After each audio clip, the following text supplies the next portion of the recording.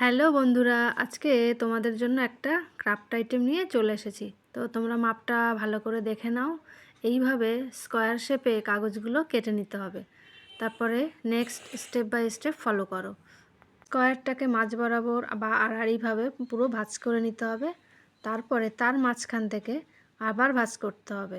এই ভাঁজটা হয়ে গেলে তার মাঝ বরাবর আবার ভাঁজ করে দেখো এরকম ছোট্ট হয়ে যাবে।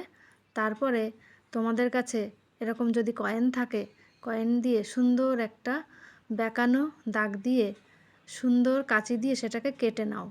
কাটার সময় কোণাগুলোকে যতটা তীক্ষ্ণ করবে ফুলটা দেখতে ততটাই সুন্দর হবে।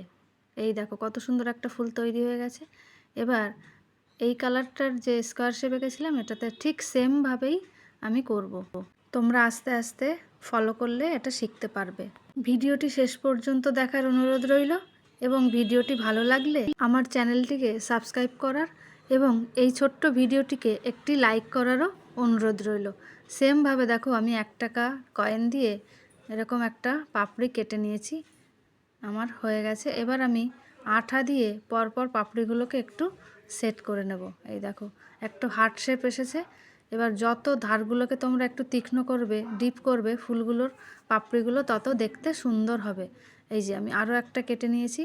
এবার দেখো আঠা দিয়ে এগুলোকে পরপর আমি সেট করব। তো স্কুলের পরীক্ষায় বাচ্চাদের যে ক্রাফট আইটেম করতে দেয়া হয়, তো এটা এত ইজি এবং খুব সহজ, যে কোনো বাচ্চারাই এটা করতে পারবে একবার দেখিয়ে দিলে। একটা হলুদ স্কোয়ার শেপ নিয়ে দেখো একটা সুন্দর গোল এঁকে নিয়েছি। ফুলের মাঝখানটায় আমি দেব। তো এরকম তোমরাও অন্য পেপার যেটা এই রঙের সঙ্গে ম্যাচিং হয় সেটাও দিতে পারো। এরকম আমার কাটা হয়ে গেছে।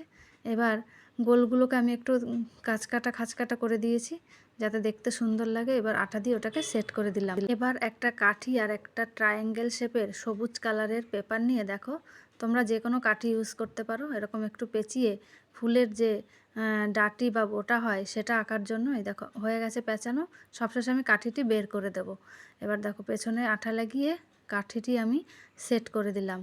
এবার যাতে ভালোভাবে সেট হয় বেঁচে যাওয়া টুকরো থেকে পেছনে একটু লাগিয়ে দিয়েছি যাতে ফুলটা না খুলে যায়। এবার দেখো এবার ফুলের পাতাগুলো আঁকার জন্য আমি এই মাপে দুটো পরপর কাগজ কেটে নিলাম।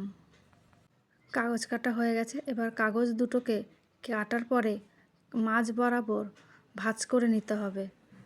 ভাঁজ করে নেয়ার পরে মাঝ বরাবর আমি পেন্সিল দিয়ে একটু পাতার শেপ এঁকে নেব।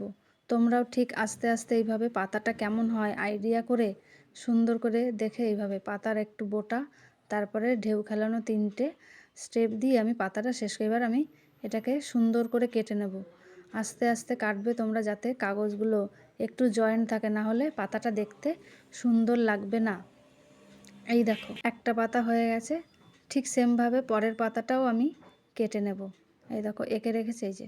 এবার এই পাতাগুলোকে যে ফুলের বোটাটা বা ডাঁটিটা এঁকেছিলাম তার সঙ্গে আঠা দিয়ে এইভাবে জুড়িয়ে দেব। তো দেখো তোমরা এই পর্যন্ত করতে পারো। যদি কেউ আরেকটু এটাকে ডেকোরেট বা সাজাতে চাও তাহলে এটা ফলো করতে পারো, বা ভিডিওটা এই পর্যন্ত দেখেও তোমরা তৈরি করতে পারো। দেখো এরকম কালারের সবুজ রঙের পেপার নিয়েছি, সেগুলোকে খাঁচকাটা করে দিয়ে আমি একটু নিচের যে ঘাস সেটা আঁকার চেষ্টা করছি বা বানানোর চেষ্টা করছি। এবং একটু বাড়তি কাগজ রেখেছিলাম যে স্কোয়ার শেপের, সেগুলো দিয়ে আর একটা ফুল তৈরি করে আমি নিচে দিয়ে দেব। তো বন্ধু এখানে একটু আঠা লাগিয়ে আমি এই ঘাসগুলোকে সেট করে দেব। তো বন্ধুরা ভিডিওটি শেষ পর্যন্ত দেখার জন্য তোমাদের অনেক ধন্যবাদ। প্লিজ আমার চ্যানেলটিকে একটু সাবস্ক্রাইব করে আমার পাশে থাকার চেষ্টা করবে। এই দেখো ফুলটাও হয়ে গেছে। তো দেখা হচ্ছে পরের ভিডিওতে, কোনো ভালো আরও কিছু তোমাদের জন্য নিয়ে চলে আসব। ততক্ষণ টাটা বাই বাই। ভিডিওটিতে অবশ্যই একটি লাইক করবেন।